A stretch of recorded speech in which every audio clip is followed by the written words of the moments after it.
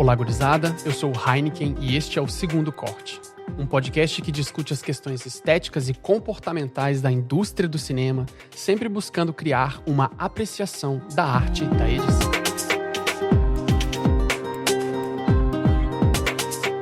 E no episódio de hoje vamos falar sobre o famigerado Enfim, até que enfim vamos conseguir falar desse filme, que já tem bastante tempo que eu tava querendo botar ele aqui, que a gente tava tentando falar dele. Bohemian Rhapsody ou Poema do Boêmio, né, para fazer uma tradução absolutamente fora. E para conversar sobre esse filme importante, de fato um filme muito importante, com muitas questões, muitas polêmicas e muitas questões engraçadas, na verdade, estamos aqui de novo com ele, o Duca. E aí, Duca? Heineken, tudo bom? Todo mundo que está ouvindo Heineken, eu vou deixar claro aqui, porque o segredo das nossas... uma característica do nosso caráter é a transparência, né? Então, assim, que saudade que eu estava de gravar. Para quem veio ouvindo na ordem, sabe que o Segundo Corte ficou um tempinho parado. Aí, normal, aqueles hiatos. Pode ter sido uma primeira temporada, pode não ter sido. Pode ter sido só alguns boletos que passaram na frente. Mas, enfim, estamos aqui de volta e trazendo um filme que, de fato, tem mais tempo do que teria se tivesse sido feito quando a gente tinha que ter gravado. Tentei filosofar aqui, mas, na verdade... É tudo para dizer que eu tô empolgado, tô ansioso pela essa nova leva e vamos que vamos. E esse filme é polêmico. Este podcast é patrocinado pela AV Makers, a maior plataforma de ensino audiovisual do Brasil. Só na AV Makers você encontra cursos dos principais softwares de edição do mercado com uma única mensalidade. Acesse agora mesmo o link da descrição deste episódio e garanta já o desconto exclusivo para você, ouvinte do Sala de Edição. Eu cheguei a pensar em ensaiar a minha participação nesse episódio de hoje, porque como faz o quê? Um mês e tanto, ou mais de 2 meses, sei lá, que a gente não grava. Eu pensei, será que eu ainda consigo fazer a abertura, por exemplo, sem ler? Quando você fez agora aí, eu falei, lá vai ele. Eu fiquei aqui na torcida, né? E você mandou de prima, maravilhoso. Bom, Bohemian Rhapsody é um filme muito polêmico, com muitas questões. Antes de qualquer coisa, queria alertar os ouvintes, né? Obviamente, nós vamos ter spoiler, claro, como sempre. Vamos falar do filme e analisar ele de uma maneira bem interna, técnica. Se tu tá esperando com esse episódio as questões polêmicas, específicas e as histórias internas sobre a produção, eu não recomendo que esse seja o episódio para você, porque nosso interesse é discutir o filme, né? A questão técnica do filme, o que fez o filme ser o que ele é, ou trouxe para o filme o que aconteceu com ele em termos da obra pronta. Não das polêmicas dos bastidores e as fofocas e as coisas sobre a vida pessoal dos atores e produtores e diretores especificamente. Até porque isso, imagina, deve ter milhares de informações desse tipo, porque como o filme foi muito falado, além de se tratar, obviamente, de Queen, uma imensa banda, muita coisa foi falada, especulada, enfim, conspirada para falar desse filme, enfim, sobre o filme, né, melhor dizendo. Então, tem aí na web que você quiser procurar de curiosidade, você pode ter certeza que vai encontrar. Mas aqui, como o Heineken disse, é a questão da sala de edição, né? O que aconteceu provavelmente ali na sala de edição. A nossa ideia é, de fato, dissecar as questões técnicas do filme e talvez fazer você se apaixonar pela questão da edição como um todo numa obra que até pode ser ruim, uma obra que até pode não ser tão agradável. Eu falo até por questões pessoais. Esse é um dos filmes, poucos que eu trouxe pro podcast e convidei ele para vir pro podcast, né? Digamos assim, sem necessariamente estar apaixonado pelo filme, sem necessariamente estar achando que ele é uma obra fantástica, maravilhosa. Esse é um dos primeiros filmes que eu comecei a fazer essa pesquisa e essa busca em relação à edição e à arte da edição, elaborando o estudo do filme com o roteiro, ou seja, foi um dos primeiros filmes que eu peguei o roteiro para ler, debater o roteiro com o que estava na tela. Foi o primeiro filme que eu fiz uma reedição, né? Eu passei ele no DaVinci e recortei na mão cada trechinho. Então, assim, eu sei exatamente o quanto tempo tem de bastante trabalho de corte.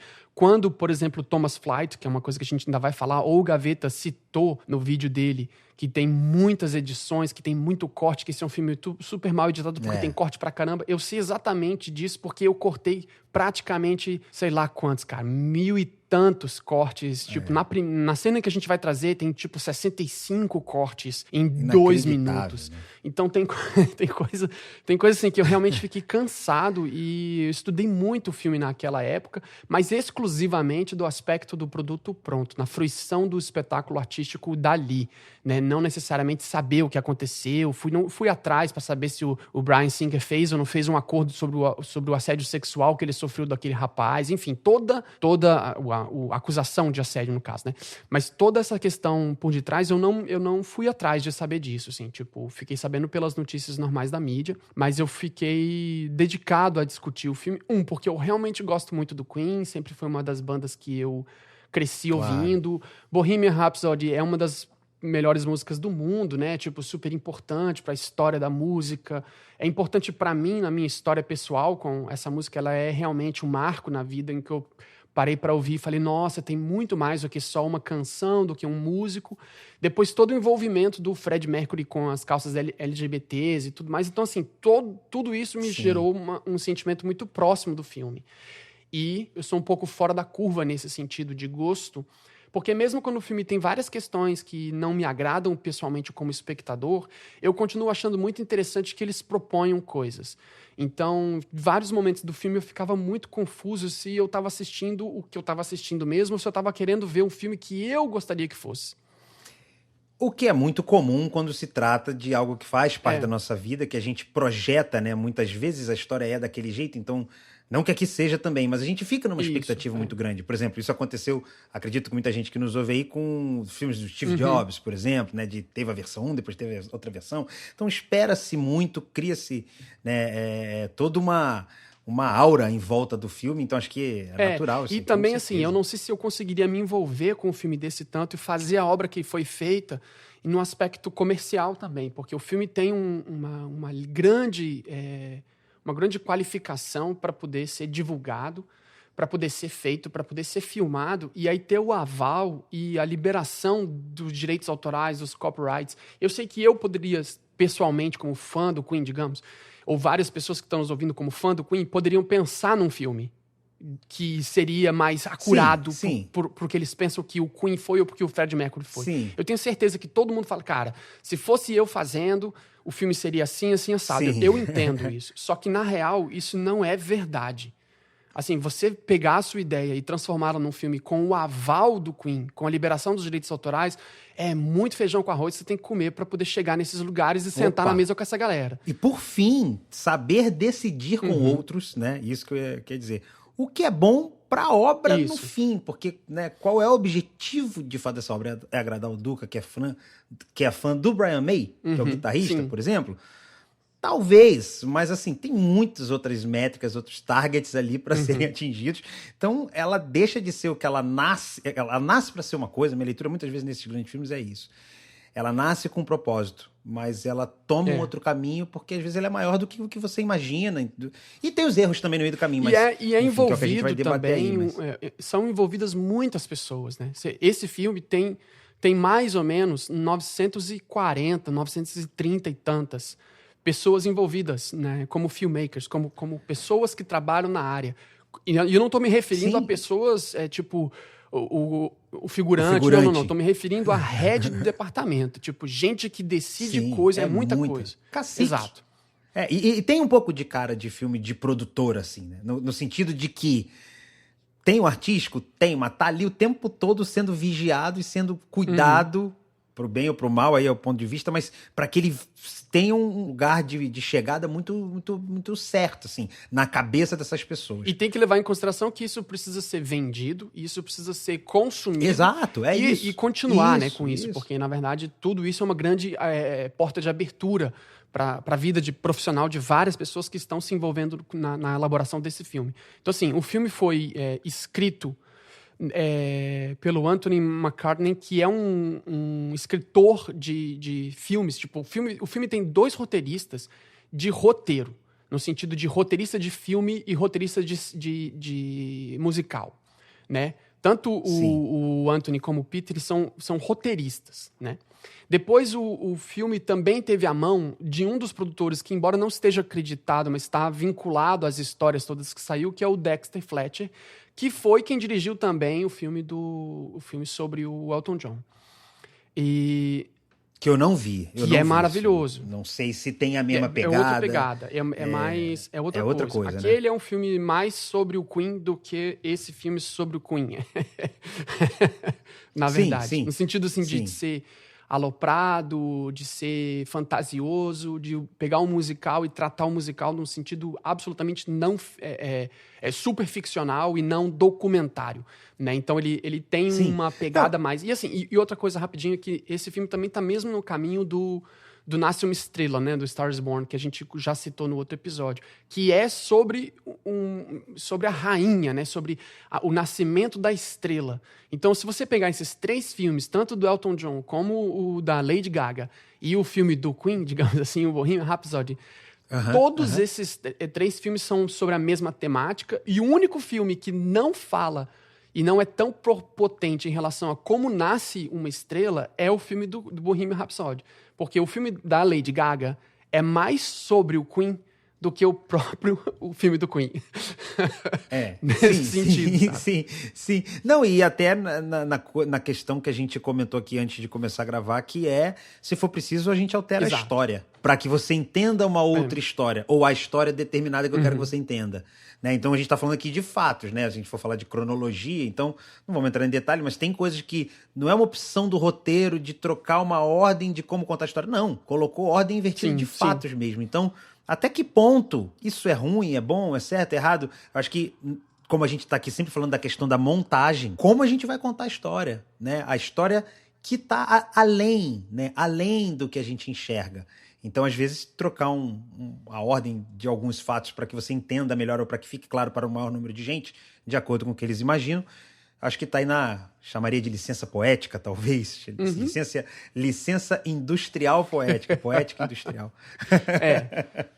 Mas eu acho que tem isso também. Então, são coisas que, nesses filmes, como você fala, não tão claros que vão ser documentais, que vai para ficção, eu acho que já pode carregar na tinta, pode perder a mão, porque às vezes é assim, o que a gente quer passar? Então, não se prenda tanto aos fatos, não se... Vamos pirar. Então, assim, acho que eu tô dizendo de uma forma muito especial, mas acho que isso é tratado no filme, assim, né? Tem uma questão editorial muito forte, no sentido jornalístico, descompromissado mesmo. Tipo, a ideia é, ok, a gente vai contar a história de um filme ficcional, abstrato, fantasioso, só que inspirado numa história real. Assim. Não é um filme biográfico, de fato não é um filme biográfico, mas, porém, entretanto, ele tem o aval do Brian May.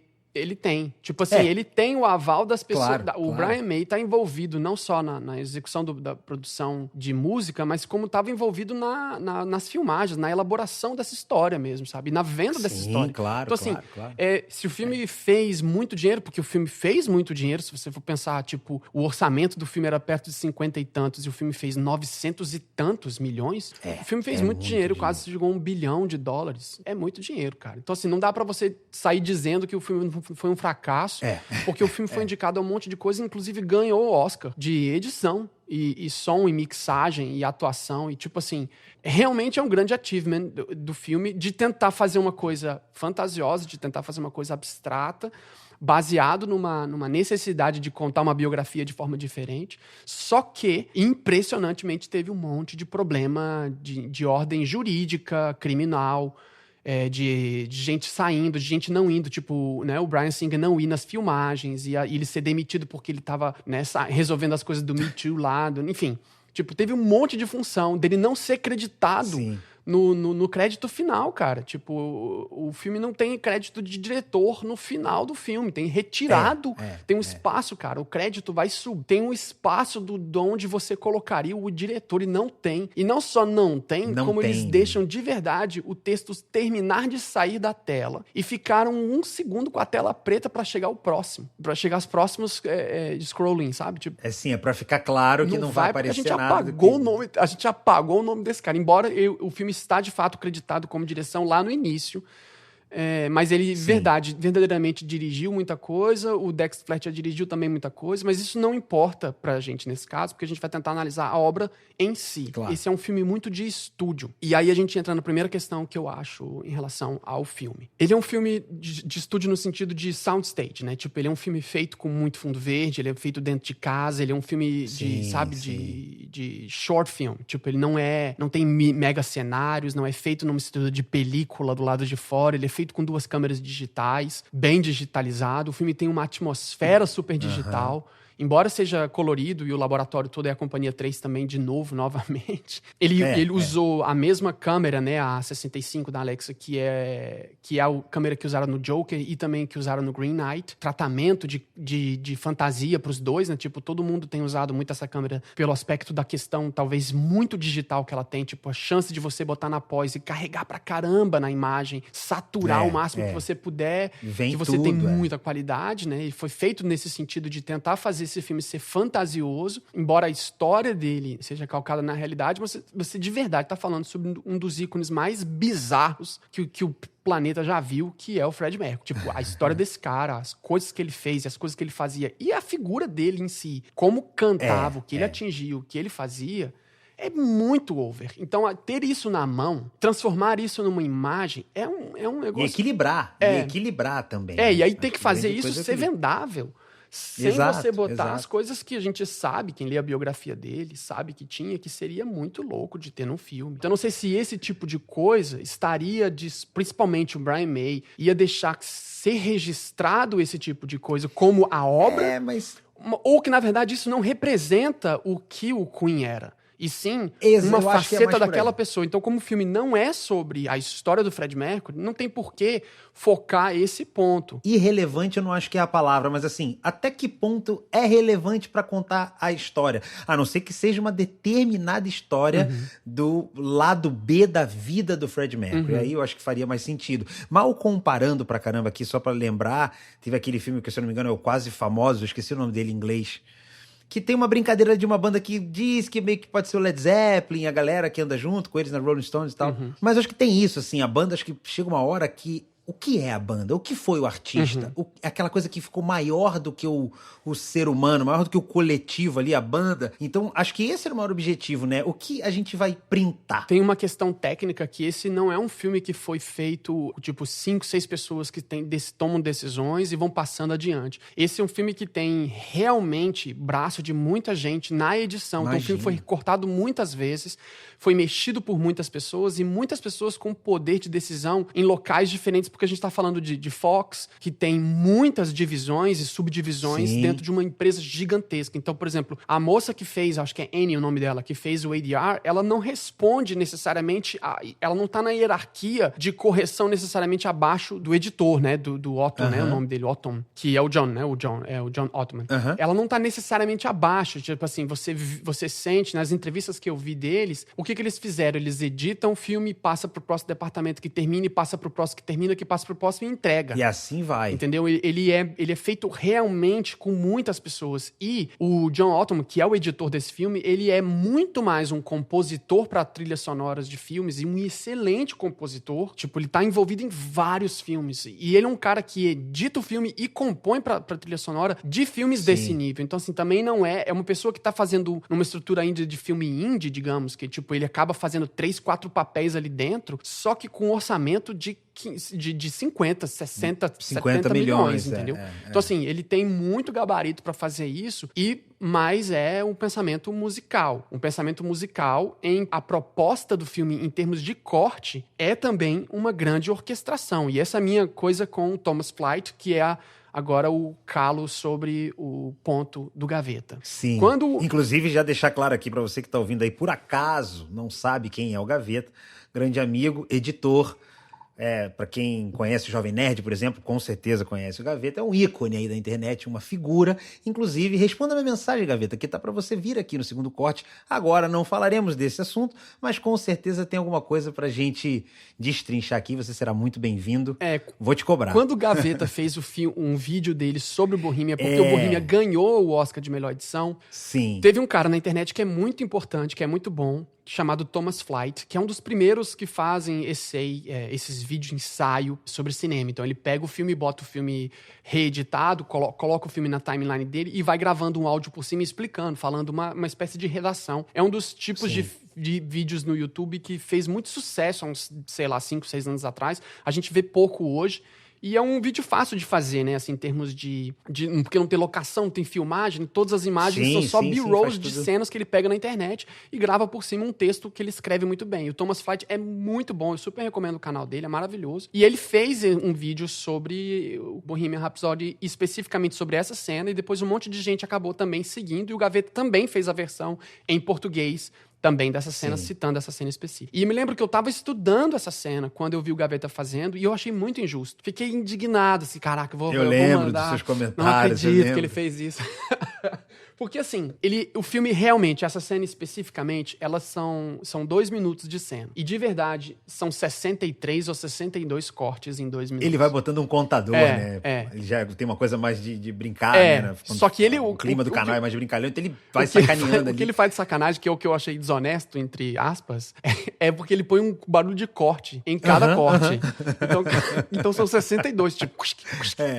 E eu acho isso uma sacanagem, porque o editor faz de tudo pra esconder o corte. E ele faz pra enfatizar o corte, ele põe o áudio. Enfatizar. Mas essa aqui é a questão. Porque embora tenha 62, você não fica confuso. A cena ela flui, né? Exato. Ela continua, ela não fica te quebrando, porque tem muito isso, né? Quando a gente começa a cortar muitas vezes pra salvar uma coisa, ou por um desejo de outros, assim, outrem, a gente se perde às vezes, pode, né? Naquela primeira passada, você se perde quando você assiste, você fala, não tá conectando, aqui ela tá saindo um pouco do trilho, não chega a sair do trilho, mas ela sai um pouco da reta, a gente sente, principalmente em diálogo e tal. E aqui é um papo de 5, 6, 7 pessoas, sei lá quantos, 4, e parece que tem 30 câmeras, quer dizer, não ângulos necessariamente diferentes, mas o tempo inteiro corta e muda pra um, o outro olha, o outro assiste, o outro reage.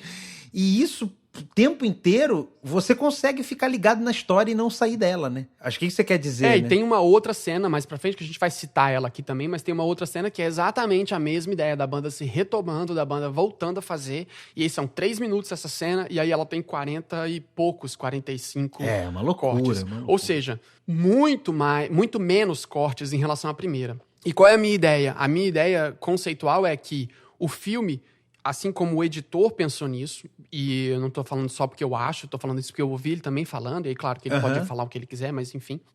O filme, ele de verdade tenta promover a ideia da elaboração, a estética conceitual do que a banda é. Em vários momentos do início do filme, eles estão discutindo sobre isso e eles verbalizam. A gente não sabe o que é o Queen, porque o personagem fala, a gente precisa fazer o que o Queen seja o que ele é. E aí eles falam, a gente não sabe o que é o Queen ainda. E como a gente não sabe, a gente ainda tá errático, tá tentando, tá fazendo qualquer coisa, tá tentando várias coisas. Sim, só que claro. tem uma figura no Queen que sempre soube o que eu queria, que inclusive ao longo do filme fala várias vezes, eu estou exatamente sendo a pessoa que eu quero ser, que é o Fred. Então, no ponto filosófico do corte, e olha só o pulo, a cada confusão que o corte faz você procurar no frame coisas que você tá vendo a mais, ele volta pro Fred pra você entender a história. E isso é brilhante. Porque a cada ponto que você começa a se perder, ele põe o Fred no meio pra você parar e lembrar. No fim das contas, é esse cara que vai fazer você entender o que é que vai acontecer daqui pra frente. E eu acho isso brilhante, cara. Isso é brilhante. Isso é uma forma linda de contar o que pra gente é óbvio depois de tanto tempo nas histórias, né, dos artistas, principalmente de bandas, quando tem esse band leader, assim, no caso dele, que é um ícone e tal. Então isso é poético, né, cara? É até uma pegadinha, eu diria, na verdade. Então bem legal você falar, porque eu não jamais imaginaria que teria essa teoria por trás do corte. A ideia dele era essa. Tanto é que as primeiras cenas são super cortadas, tem um monte de corte, tem overcorte mesmo. E nas últimas, quando as coisas estão mais calmas, os takes são enormes. Você tem bem menos corte. Longos, né? Eu fiz porque eu cortei esse filme na timeline e eu me lembro de ver assim, a minha timeline ficava cheia de pedacinho pequenininho assim no início e no final ficava com takes grandes. Tem takes assim de 10, 15 segundos, 20 segundos às vezes, sabe? Que fica. parado nele por muito tempo. Quando ele fica mais calmo, quando a história dele já tá definida, quando ele já sabe o que ele é, quando ele já saiu da banda, voltou da banda, enfim. E aí, nesse momento, você tem takes mais devagar. Então, assim, é uma escolha do cara fazer ficar confuso e difícil de entender no início, porque eles estão verbalizando o que a gente tá enxergando também. Então, eu acho isso muito legal no aspecto de edição, sabe? E o final acaba sendo também, tem essa ajuda da história em si, tanto da que a gente viu e da que está sendo contada, que é quando as coisas começam a se estabelecer também, né? Quando o Queen já vira algo que talvez eles ainda não saibam, mas já é alguma coisa, o tamanho, os lugares, as cenas que vão acontecendo, o peso de cada cena perto do fim, né? Eu acho que é uma decisão... Na verdade, eu acho que já aconteceria isso normalmente se a gente fosse montar, como você falou ali, a gente pensasse, eu vou montar esse filme de tal forma, tenho as cenas que eu quero. Naturalmente, eu acho que as cenas dali da quinta parte, né, que é o final ali, eu acho que já são mais de apreciação também. Tem muito de você parar, respirar e ver tudo aquilo que foi colocado pra dentro de você, já agora saindo para um outro lado, como um suco pronto, assim, da coisa. E sabe? o John Ottman falou num Rough Cut, no podcast, tem algumas questões que foram complicadas mesmo, porque assim, ele já tinha terminado a cena, já tinha terminado o corte, estava num assembling meio que já pronto, já estava começando a refinar, e chegava novos takes daquela cena. Tipo, chegava novas cenas, tipo, vamos incluir esses shots aqui que não estavam, porque a gente resolveu refazer, e tem que incluir. Aí o cara, caraca, mas já tá estruturado o negócio, sabe? Contada já a história. Então, isso ele teve que fazer durante o tempo todo. E assim, e aí essa exigência que é comercial e é de pensamento artístico, no sentido, tipo assim, a gente continua tendo que fazer isso. Fazer o filme, mesmo assim, ganhar não só o Oscar de edição, porque isso pode não significar muita coisa, mas ele ganhou do sindicato dos editores de Hollywood também. Então ele foi de verdade votado pelos pares. Porque um editor que passa pelo que ele passou e saca o material que ele teve no final... Fala assim, não, esse cara realmente fez um brilhante trabalho. Desde o começo e até a ser leve o suficiente para interpretar essas coisas novas e adaptar numa história que já estava contada, né? Não que a gente não possa mudar, mas realmente é um caminho das pedras. E tem um monte de fala, porque aí, claro, tecnicamente, às vezes que o Fred tá cantando, aí sim, aí a gente de fato se desloca da realidade, porque o Fred Mercury é uma pessoa inimitável. Então não dava para o cara pegar e faz o ator cantar aí, porque se o ator pudesse imitar e cantar igual o Fred Mercury, ele deixava de ser ator e ia virar cantor. Né? Porque não, muito provavelmente. Né? Não precisaria ele viver de ator, ele só vai viver de cantor mesmo, se o cara chega nesse lugar. Então, assim, eles fizeram uma mesclagem de 3. Aí eu quero só citar nisso. Tipo, o Mark Martel, que era um cara que imita e tem uma voz muito parecida e é um grande cover há mais de 10 anos. Ele faz cover do Queen e já tocou com a banda como um todo e tal. Sim. Eles usaram pedaços do Mark Martel para poder cantar, eles usaram trechos de entrevistas de verdade que o Fred já tinha dado e o Rami Malek também falando. Então você imagina que dentro do ADR e dentro das estruturas da timeline do cara, ele tem um compensado de 3 vozes para poder soar realista nas falas dramáticas. Porque nas falas cantadas, aí obviamente a gente tá no outro lugar. Mas as falas faladas, né, as partes dramáticas do filme, você vai ter, de fato, não destruir a interpretação do ator, que é, tipo, cortar o ADR e tacar o Mark Martel lá no meio. Ele não botou o Mark Martel no meio de nada, mas, ao mesmo tempo, botou ele o tempo todo ali, mesclando várias coisas, entre entrevistas, falas, canto e não canto. Tipo, tem momentos em que ele começa a cantar, o ator cantando junto com o Fred, junto com o Mark, e aí a gente volta pro arquivo original. Eles tiveram acesso aos arquivos originais, as multitracks abertas de várias coisas. Então, assim, a montoeira de material que o cara tinha pra fazer, pra pegar isso tudo, esses terabytes tudo, e transformar isso numa coisa fluida que você... Obviamente, como talvez você, Duca, até como músico, consiga perceber que existem 2 ambientes tranquilos, que é quando eles estão cantando é X, quando eles estão falando é Y, mas no público geral, você acredita. Acho que o público leigo compra que aquilo tá rolando. Total. Isso, cara. Isso não é fácil de fazer, como não. Você falou, é um mega puzzle, assim, né? Porque é um quebra-cabeça que não é nem... Eu ia falar um edifício, mas eu até pensaria uma cidadezinha, sabe? Porque encaixar todas essas peças são muito, assim... É muita história pra contar, é muito material bruto, é muita é muita coisa diferente pra juntar e dar uma unidade. E tem muitos Acho chefes. que esse é o grande... E muitos chefes. E além de tudo, ter chefes com perspectivas diferentes e objetivos diferentes. Então, você conseguir no final deixar tudo isso colado, né, junto, que eu acho que o filme ele é isso. Por mais que se você quiser encontrar esses espaços, talvez até um ponto ou outro você vai ver as distâncias. Mas eu acho que no todo é um trabalho de acabamento, porque no fim o cara começou a lapidar, ele não montava mais. Acho que ele começa a lapidar, tem que botar isso, bota, então eu vou tirar um pouquinho de cima. Aqui tal, eu vou tirar 10 gramas.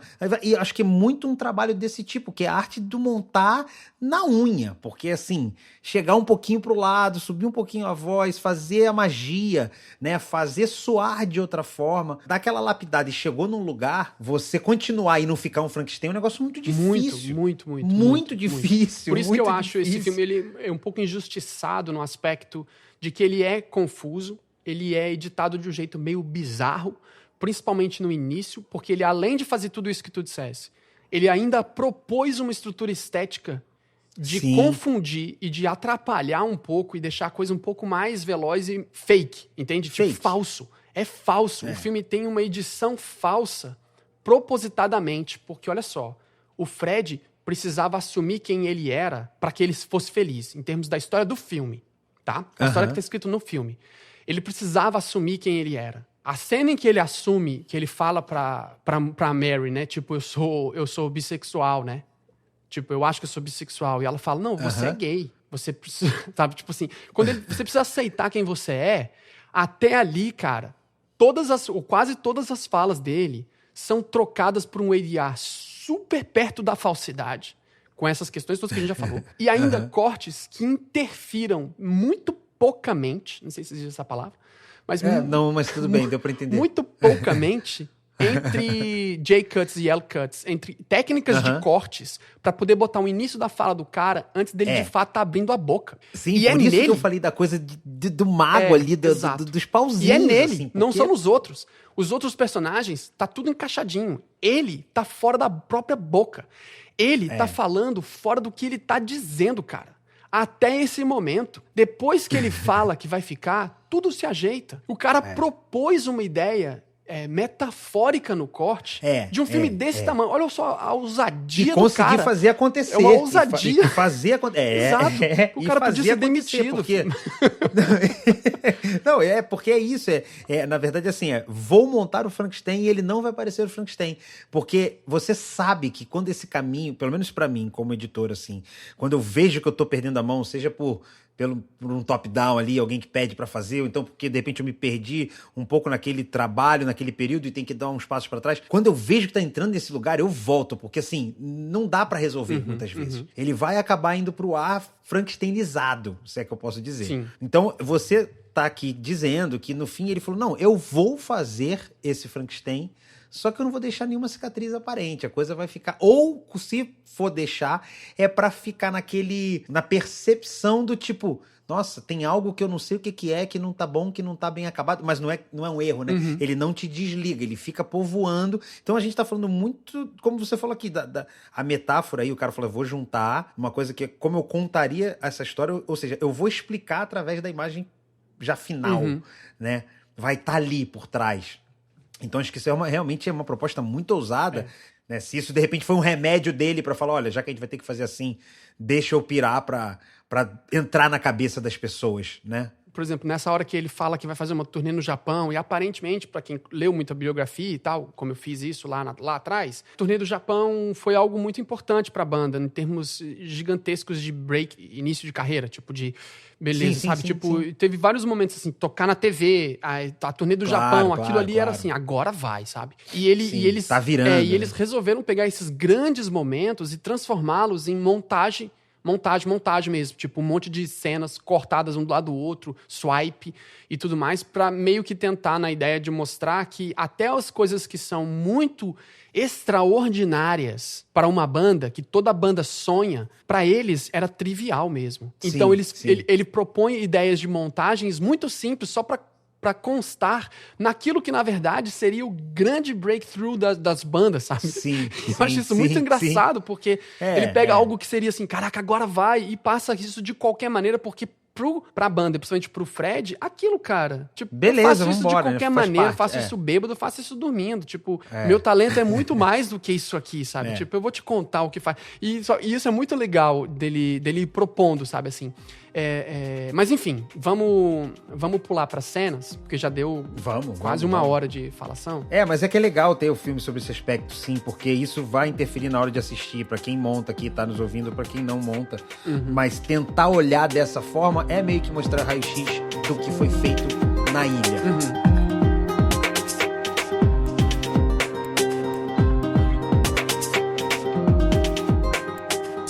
16h50 do filme, a mais ou menos às 16h50, para os nossos ouvintes, e nós temos ele deitado no chão, com a mão invertida, tocando cena, piano, de cabeça para baixo. Isso. E ela deitada. Eu quero só chamar a atenção do lance do frame, é que a Mary, né, essa personagem, ela é realmente uma personagem muito importante na história desse cara, né, na história dele, e ela é de verdade a grande rainha da coleção da vida dele, né, tipo, ela é talvez o personagem mais importante mulher da vida. A mulher da vida dele, né? Então eu achei muito inteligente da parte da filmagem, da cinematografia mesmo, de coroar ela quando a gente tá vendo esse momento da criação do Queen, ou seja, da criação do Bohemian, quando ele começa a tocar essa melodia pela primeira vez, ela tá de verdade coroada como rainha, literalmente, porque ela tá deitada sobre o símbolo que ele fez. Sim. E ela tá com a coroa na cabeça.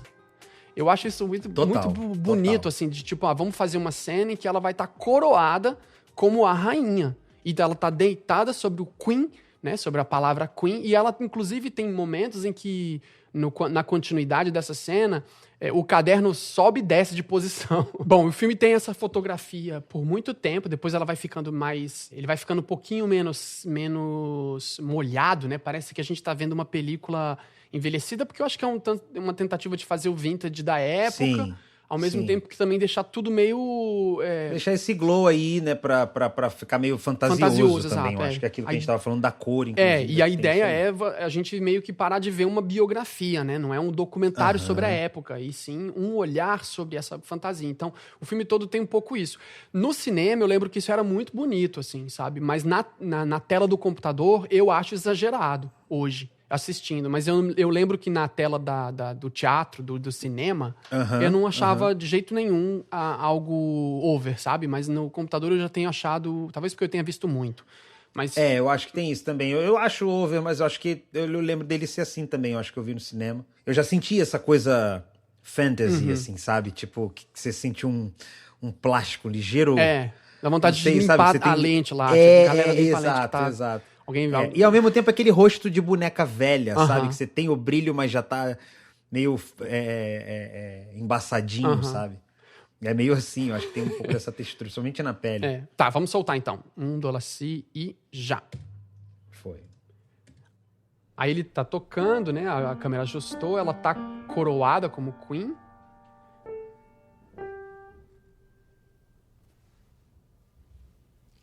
Ele fala que tem potencial, né? Aí corta pra ela, de novo mexendo na mão, ele vai dar um beijo. Aí, ó, ele beija ela já tá cortado, ele sobe em cima dela. Repara na boca dele, ó. Ele vai dar um beijo nela, sobe, sai, corta, ela já tá saindo, volta... É muito rápido, né? E volta pra ela no espelho. É muito. Ela tá no espelho, ele para, aí ele olha e faz uma cara de fantasia e ela tá blocada de um jeito muito não natural, sabe? Tipo, muito falso. E ele fala, você é muito bonita. A gente corta pra ela mais perto, corta pra ele mais perto, volta pro mesmo take dela e corta pro pai. Ok, acabou. Corta pra ela saindo. A cena saindo da... O que eu chamo a atenção nessa parte? Aqui, visualmente, é muito rápido, mas dá pra perceber que as falas dele estão entre o take, né? Tipo, o frame anterior pro próximo, e a fala dela tá dentro do frame que ela tá falando. Ou seja, a gente... Que ela tá falando. A gente vê ela e ela fala. E ele tá sempre dividido entre os dois momentos. Ele tá sempre dividido entre uma fala de um pedaço na fala do outro. O corte tá sempre sendo feito no meio da frase, e no caso dela é sempre dentro da frase. E esse é um padrão E eu sei porque eu cortei esse filme na timeline, Doc. Eu vi isso acontecendo o tempo todo, me cansei. Eu falei, caraca, que cansaço deve ser pro editor ter esse trabalho. O tempo inteiro, tipo, corta no lugar e chega 5 frames pro lado. É muito, cara. 3, e isso 2, acontece até ele parar de levar essa vida dupla. Você consegue perceber a genialidade do corte do cara? Até o personagem parar de ser... fingir que ele é alguém que ele não é... O cara coloca ele pra ficar falando no meio do caminho, cara. Sim, é demais. Não, e é uma cara. coisa que você, assim, eu pelo menos escolho fazer isso em um lugar ou outro por um motivo, né? Você quer dar uma intenção ou você quer criar uma coisa. Realmente você usar como partes, né? Pra ser o bloco e não ser só a cena, não ser só o corte. Porque o que eu quero dizer é, muitas vezes eu uso isso pra ter um corte específico. Não pra ter toda uma sensação durante aquela cena inteira, né? A não ser que seja muito JL mesmo, como você falou, que eu queira causar uma explosão tipo Tenet lá, que já vem contando antes o que vai acontecer e tal. Mas assim, num diálogo, às vezes é um ou outro que você quer cortar antes pra perceber diferente. Essa coisa de vir cortando ele o tempo inteiro até uma parte do filme, eu acho genial isso, cara. É genial. E é muito cansativo pra gente como plateia. Não, na verdade. total. É muito cansativo. Porque você fica buscando, né? E uma coisa que acontece com ele é que muitas vezes o blocking, a gente vai ver isso mais pra frente nas outras cenas também, o blocking com ele você busca o olhar pra ver a cara do ator Fred Mercury, entende?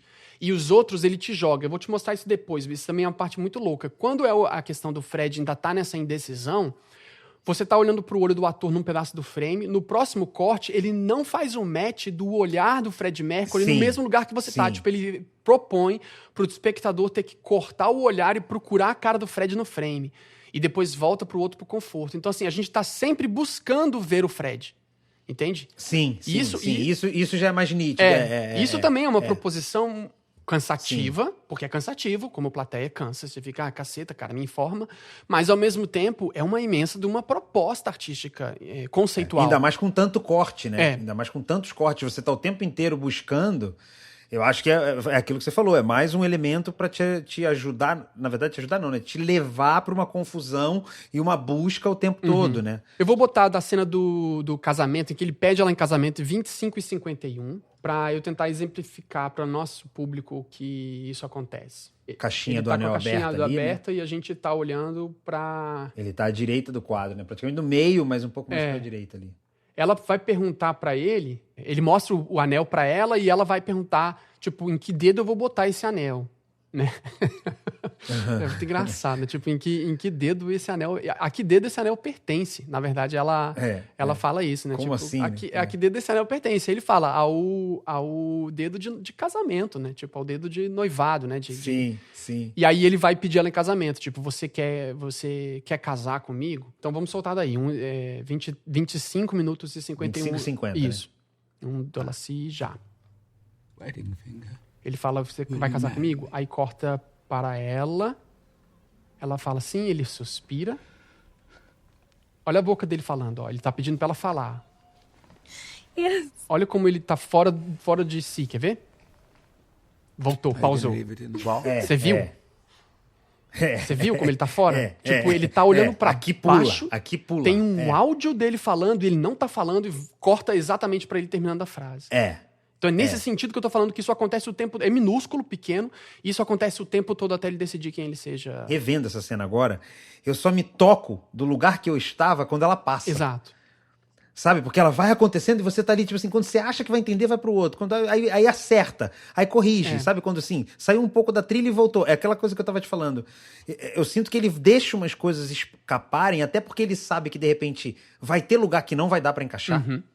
E até pra fazer sentido essa proposta mesmo de, cara, eu não preciso deixar tudo o tempo inteiro acontecendo, mas eu não vou pra um ambiente de pensamento. Exato. Eu vou criar uma realidade que tá meio fora algumas vezes e vou fazer você ficar procurando o cara. Isso é realmente de gênio, assim.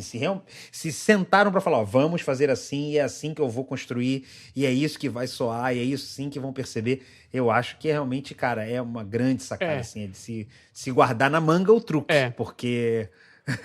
vai querer usar em algum lugar. Eu acho muito ousado, cara, porque a chance de dar errado é grande até. É isso, claro. Até porque tem muita gente que odeia, fala mal, filme super mal editado porque é muito rápido, porque realmente ele confunde.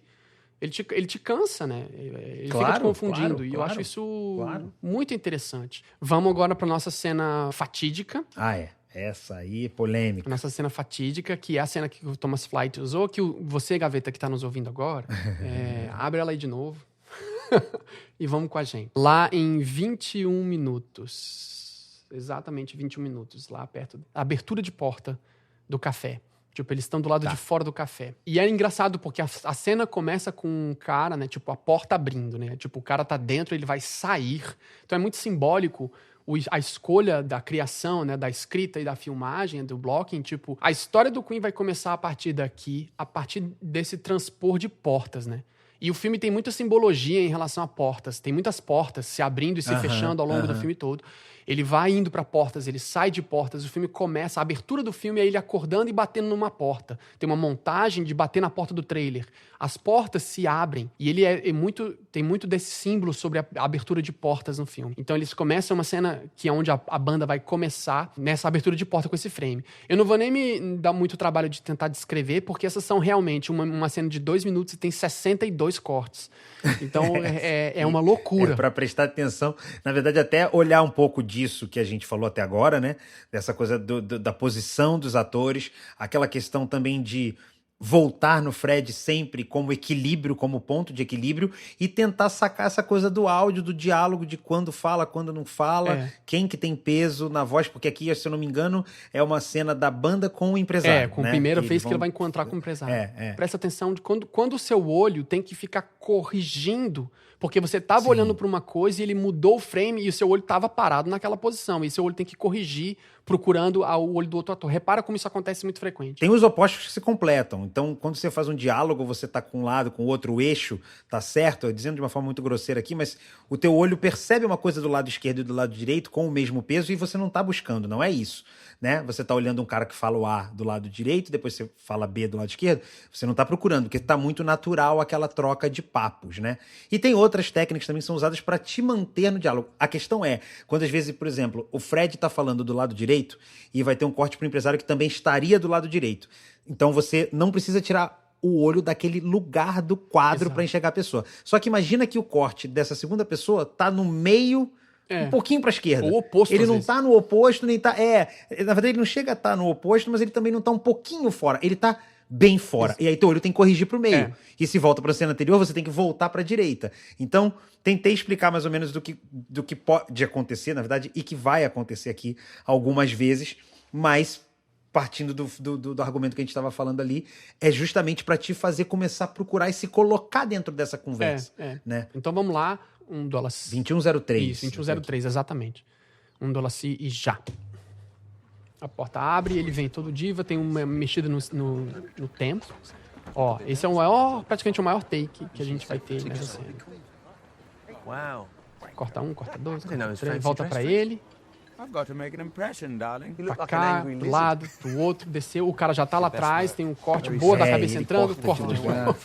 Ele passa, estão conversando, a cadeira trocando, todo mundo entra de agonia.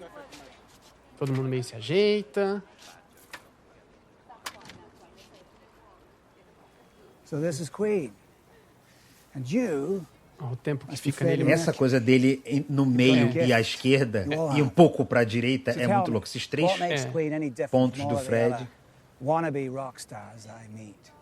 E ele é o único que tá confiante, digamos assim, né? We're 4 misfits who don't belong together, playing to the other misfits. The outcasts, right at the back of the room, who are pretty sure they don't belong either. We belong to them. We're a family. But no two of us are the same. Paul Prancer, meet Queen, our new signing. Paul will be looking after you day to day. Pleasure. If I can get you on the radio, maybe I can get you on television. Top of the pops. Hopefully. And then? And then, it's only the biggest television program in the country. E é engraçado porque quando o cara tá falando da televisão, a gente tem um frame que dá pra ler o que tá escrito lá atrás numa placa chamada Danger. E nas outras vezes que tá perto, não. Tipo, o produtor tem escrito Danger na cabeça dele lá no fundo. Porque esse cara vai virar vilão. Então, tipo, já é muito legal, ok. Já é um sinal. Isso é muito legal. Assim, de cara, o que me deixa mais louco são essas 3 opções, né, praticamente, do Fred, que é ele do meio um pouco para a direita, ele exatamente no meio num plano mais médio, assim, ou então mais fechado, e ele na esquerda, que também não é tão no canto do quadro, que é onde estão os outros caras, né? Porque o Brian May, por exemplo, que é o guitarrista do Queen, tá sempre à direita, o produtor tá sempre à direita, o empresário, os outros 2 da banda estão sempre à esquerda e tal, e o Fred tá nesses 3 lugares do meio, Exato, né? Ele faz todas e você as funções. fica procurando ele o tempo inteiro ali, é muito E é muito legal como isso. ele, em termos de blocking, participa de todo o frame, né? Tipo, ele é o central da banda, não só por isso, mas é porque ele, de fato, tá em todas as posições que todo mundo tá.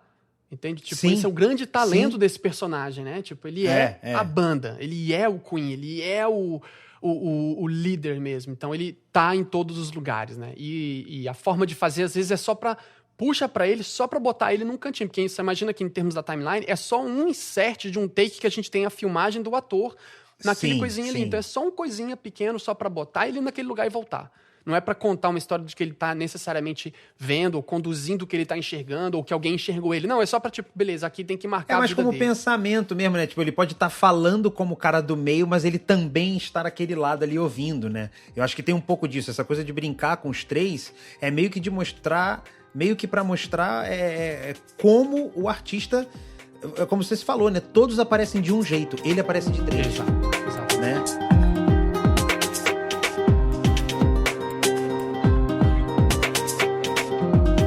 É muito doido isso, porque isso obviamente representa esse tamanho dele. E realmente é muito forte. Né? É muito. Assim, nenhuma hora pra pensar. Até tem horas que ele fala, tá, aí depois, né? Quando o cara fala, nossa, vamos no programa de TV e tal. Aí depois, aí, pum, pausa, né? Você espera aquele pro cara falar. Só que o cara fala, não, como depois? Essa TV... não, aí ele olha, não para. Realmente é uma loucura, assim, mas... Por essa ótica de, tipo, ele sabe tudo o que tá acontecendo, a gente tem que mostrar essa coisa deles estarem mudando e muitas coisas acontecendo ao mesmo tempo, não acho que é uma defesa, acho que é proposital, como você disse mesmo. Quer dizer, como o próprio cara disse, né? Realmente diferente ver essa cena. Eu lembro que na época, só pra eu concluir aqui, eu fiquei confuso, assim. Realmente foi isso, assim, até uma parte do filme você tá só olhando, né? Ainda mais aqui no meu caso, eu tendo que ler a legenda, entendendo o inglês, mas lendo a legenda, obviamente. Então você fica, assim, um avalanche de informação que você só fica, tá bom, beleza.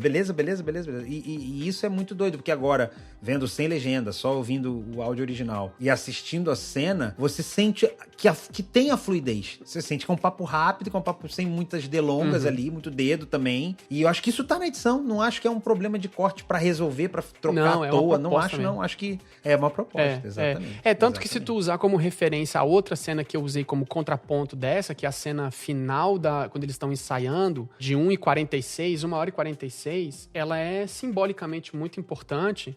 É muito simbólico porque ele canta pra galera, grita, eu, né? Que ele faz aquela coisa que todo mundo já acha bem clichê dele, todo mundo conhece e tal. E aí nessa hora ele tá passando pelo hospital e o cara fala pra ele, né? Um cara sentado na cadeira fala, e ele vai por uma porta, né? De novo, mais uma vez ele sai pela porta. E ele sai por uma porta super iluminada depois que ele recebeu, tipo, uma espécie de sentença de morte, né? Filmando pelo olho dele, a gente vê pelo reflexo dele no óculos que ele tá nervoso num consultório.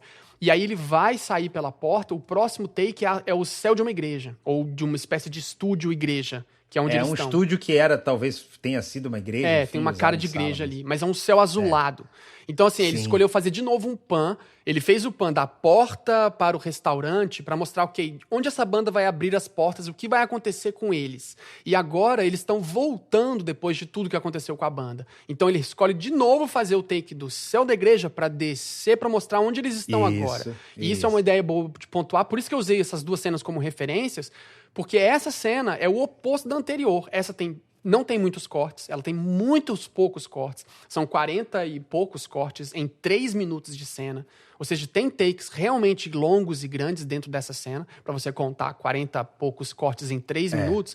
Não é rápido, porque o filme tem um aspecto de ser meio videoclipe. Claro. Mas ele é bem mais lento do que ele foi, entende? Então, se você usar essas duas cenas como referência, você vê bem que é muito mais uma intencionalidade da edição e da montagem propor que o filme fique mais lento, mais devagar. E agora a revelação desse personagem vai ser feita pelas falas dele no centro do frame, falando o que ele tem que falar, sendo honesto, sem o glow rolando. Tipo, o glow já não tá mais tão real, tá só nos highlights, mas na pele já não tá mais. Tipo, ele já tá mais natural mesmo. E aí fica naturalmente uns cortes normais, sabe? Tipo assim, então é muito legal você usar essas duas cenas como referência. Eu acho que, por isso que eu falei, eu acho que esse filme, ele foi muito injustiçado pelas internets. Mas eu acho que ele também veio numa... Eu não lembro agora, ele é de 2018. Quando aqui? A gente tá em 2021, ele é 2018. Essa coisa do meme, né? Essa coisa de polemizar, de lacrar, óbvio, nem vou falar nenhuma novidade, mas a gente acaba, eu acho legal e tal, mas a gente acaba, às vezes, passando do ponto... que eu nem digo que é ruim, eu acho que tudo faz parte, não tô dizendo que é ruim.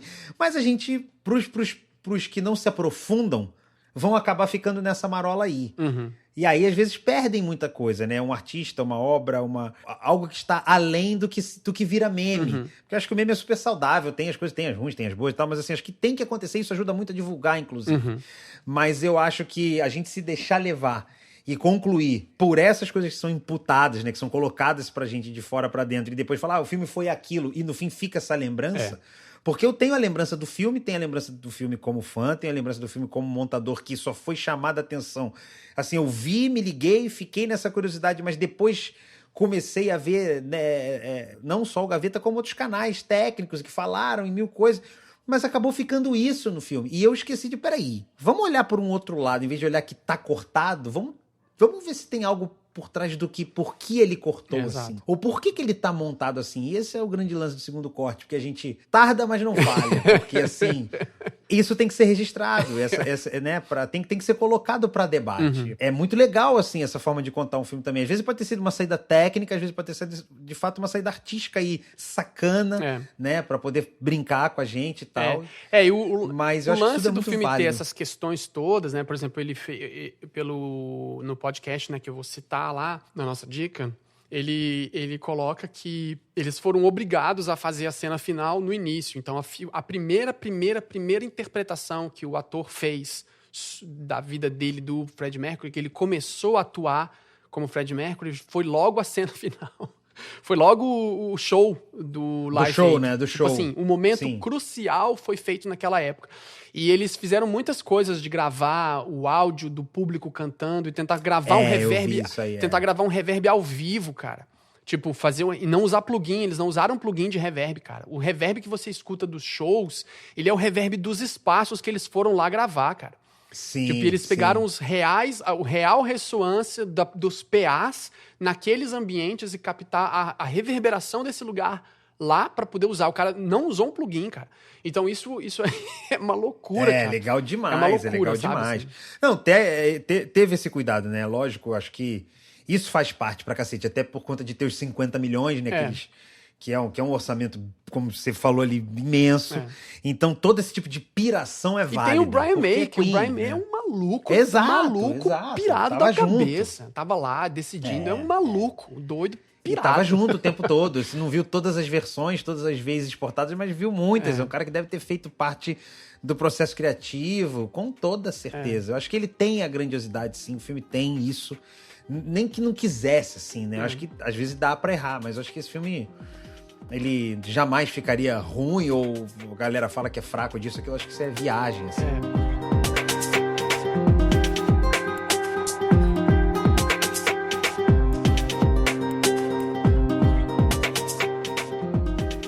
Maravilha, Heineken. Então agora a gente chega naquele momento da dica, sempre com aquele argumento de que tento fugir, não consigo. Repito, o ouvinte aí já deve estar assim, caraca, lá vai o Duca falar que vai tentar fugir, não foge. Mas enfim... Vou trazer aqui um canal de YouTube que eu descobri recentemente, que assim, eu sou um evangelista aí, né, como dizem, né, de DaVinci, assim, pelo menos a galera que me pergunta, eu já não sabe que eu não gosto de Premiere, não tem nada contra Final Cut, trabalha pra Blackmagic e não quer falar. Já trabalhei, mas não é por isso, assim, né, no caso, o DaVinci faz parte da minha ilha mesmo. E é engraçado, né, cara, que eu nunca parei pra fazer um curso do DaVinci, porque assim, embora a gente saiba editar, acho que é muito legal quando você lê o manual ou faz cursos daquele software, porque Você vai encontrar suas maneiras de resolver os problemas, de fazer o que você quer fazer e tal, mas você descobrir como ele foi construído, como o developer ou o diretor de projeto, de produto quer te mostrar determinadas coisas, é legal também, porque você vai ter outras óticas. Mas eu tô falando isso por quê? Porque todo montador em sua história tem sempre a aprender, todo editor, né, no caso, vai ter sempre algo para aprender no software, ainda mais os softwares hoje que fazem 50 mil coisas, a gente sabe 12 mil, a gente não sabe, né, as 50 mil, mas aí eu nessas buscas, às vezes, para tirar umas dúvidas muito bobas, assim, muito bobas, não existe dúvida melhor ou pior, tem coisas que às vezes, pro que a gente sabe, é muito simples, mas às vezes, para você que tá aprendendo agora, não é nem um pouco fácil, mas onde eu quero chegar? Quando eu tenho esse tipo de dúvida dentro do meu conhecimento, óbvio que eu vou recorrer ao YouTube, porque provavelmente vai ter um checheno, vai ter algum gurizinho de alguma cidadezinha falando num inglês esquisito. Olha, entre aqui, clique aqui, faça aqui, sempre tem esse lugar. Mas isso mudou, né? Com o YouTube aí já há mais de 10 anos, a gente tem hoje canais super profissionais fazendo às vezes as coisas mais simples, as coisas mais complexas. Então onde eu quero chegar? No canal de um cara que é recente até, acho que ele tem hoje, quando a gente grava, 13 mil inscritos, é um canal pequeno, mas acho que esse cara já é da safra tipo, vou começar um canal, não sei se já tem outro, já teve outros, enfim, mas vou começar e vou fazer direito como eu estaria anos depois, né? Por um motivo. E eu acho que isso se dá porque ou ele já teve outros canais e chegou agora e zerou e tá fazendo direito, ou ele já viu tanta coisa que ele já sabe como deve ser feito. Então, pra mim, ele é um bom resumo, assim, da parte audiovisual, né, de como ele entrega o produto final dele, mas como ele é objetivo, como ele ele só demora quando precisa, que acaba não sendo um demorado. Então, quando ele tem um vídeo longo, por exemplo, você vai ter muita informação nesse vídeo. Enfim, eu tô falando de um cara que se chama Chad Wick, o canal dele se chama Creative Video Tips, e é meio que isso mesmo, assim. Outro dia, eu vou dar bem um exemplo prático aqui pra você entender o que eu quero dizer. Outro dia eu tava com um problema que eu tinha esquecido como eu fazia no DaVinci pra... Sabe quando você sinca? Você tem o áudio ali e vídeo, as duas tripas, né? Uma de áudio e de vídeo. E você quer botar o áudio na cabeça do frame. Com alinhar mesmo. Só que o clipe tá na cabeça do frame, mas o bumbo não tá. Exato. E se você chegar um frame pra um lado, fica fora. E se você voltar pra um frame pro outro, fica fora. Frente. Né? Você quer dar o famoso nudgezinho ali. Você quer dar uma arrastadinha dentro do clipe, na verdade. Você quer mexer na onda sonora, né? A contagem de música como se fosse o frame. Porque o frame, ele tem um tamanho. Você quer que ele seja uma coma. Você quer que ele seja um pedaço daquele frame, né? Você quer chegar vídeo como se você edita música.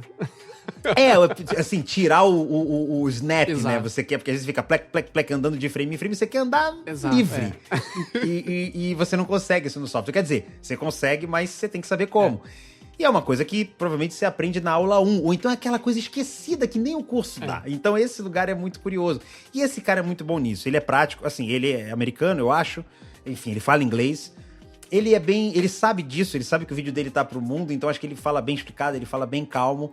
É muito visual, né? Ele ilustra bastante. E é um cara que divide, ele é bem organizadinho, ele divide tudo por tópicos, deixa tudo na descrição também. Então agora com essa coisa que tem, né? Agora não já é um tempo no YouTube de você separar por blocos, né? Por capítulos, né? Então ele é um cara que eu gosto muito, pra quem, principalmente, ele fala de outras coisas também, mas pra quem quer aprender um DaVinci rápido, ou quer tirar aquela dúvida que você fala, pô, já mexo já há 3 anos, mas, puta, queria saber como é que eu faço tal coisa.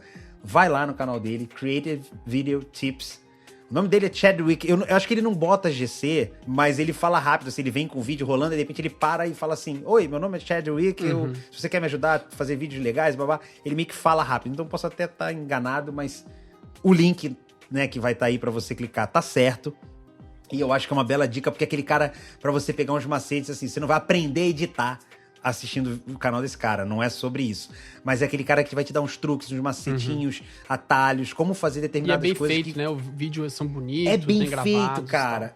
É bem feito. E ele é muito focado nessa coisa, assim, que eu particularmente gosto muito. Eu acho que, até quando eu gravei o Sala de Edição lá, falando de editor metódico e tal, ele é um cara que ele é muito focado em fazer coisas que te ajudam a adiantar seu trabalho, fazer ele de forma mais rápida, correta, né? Mas no caminho mais curto, assim, sem querer pular etapas, mas falando, ó, se você for por aqui, vai dar certo. Então, acho que ele tem muitas diquinhas legais, assim, aquele cara que eu paro meia hora, vejo um monte de vídeo, aí para. Daqui a um mês eu volto lá, vejo mais uns 4, 5.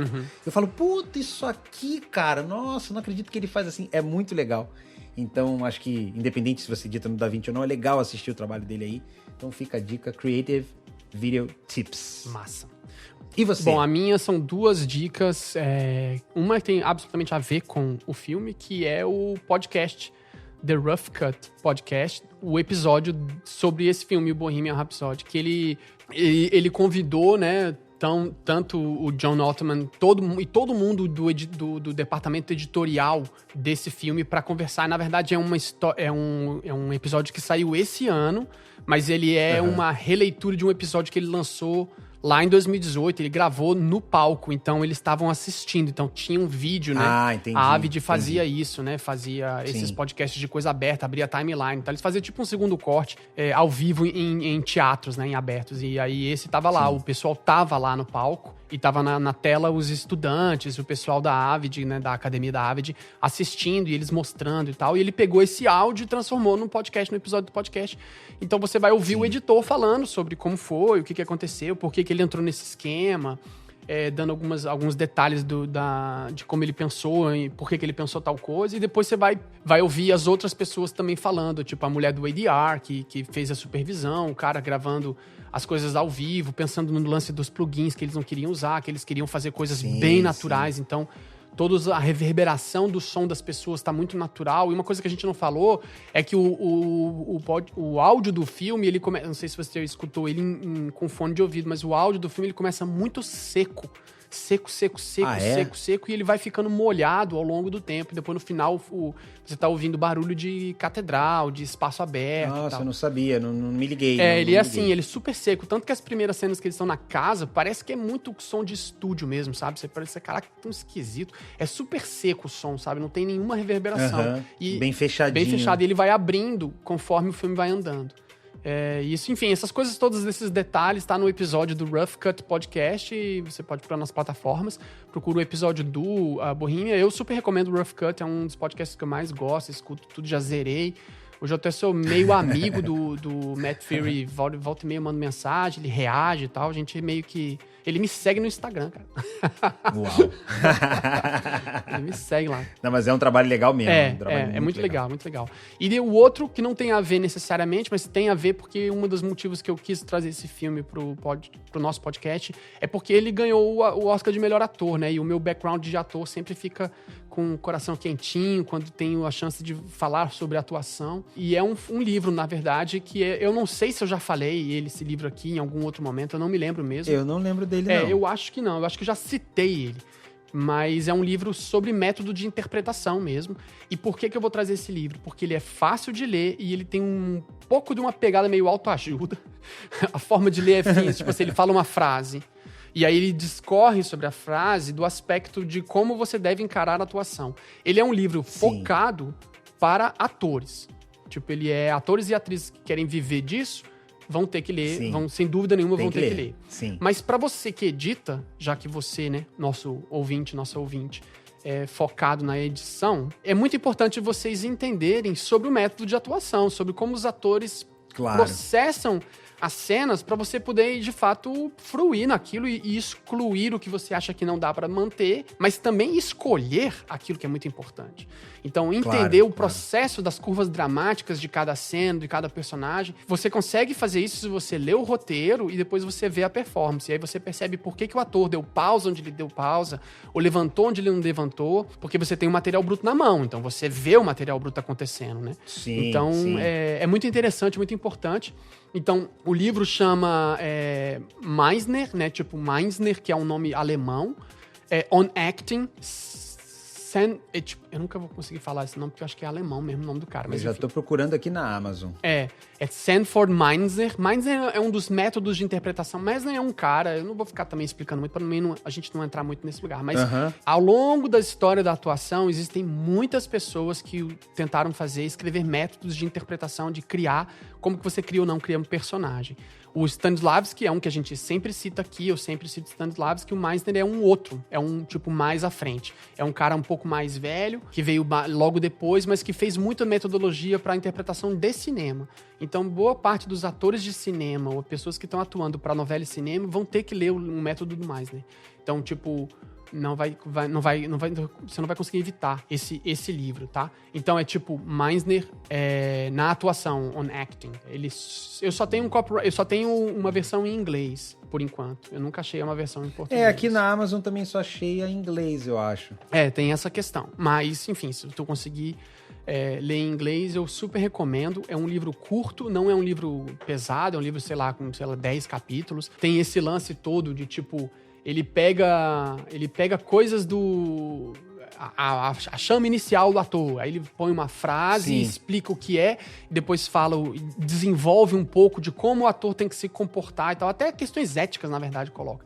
Então é um livro que eu li há muitos anos, depois eu li de novo, e eu tive que fazer um trabalho sobre ele aqui, inclusive, numa aula de edição. E eu acho que ele é muito legal, porque ele é simples, pequeno, e é um dos poucos materiais que é bem específico da atuação. Então, assim, legal. Não é alguém falando sobre, é de verdade os livros que os atores usam quando estão efetivamente... Então, assim, se você ler esse livro e conversar com o ator e usando esse livro, ele vai saber que você tá falando do que você sabe. Sim, ele vai falar, a língua dele. Esse cara estudou de verdade, saca? Tipo, ele realmente foi a fundo. Então, ele é muito importante, não é difícil, ele realmente é um livro bem facinho de ler, não precisa de um preparo da carreira de ator pra conseguir sacar, não. Ele é bem facinho. E como você falou, né, pra ter o conhecimento ali, assim como a gente tem de um pouco de áudio, um pouco de fotografia, né, o editor no mínimo tem que ter aquelas noções. Eu acho que essa parte da atuação a gente acha que é muito comum, eu sempre vejo as pessoas atuando e tal, então você não sabe quando, talvez estudando esse tipo de conteúdo você vai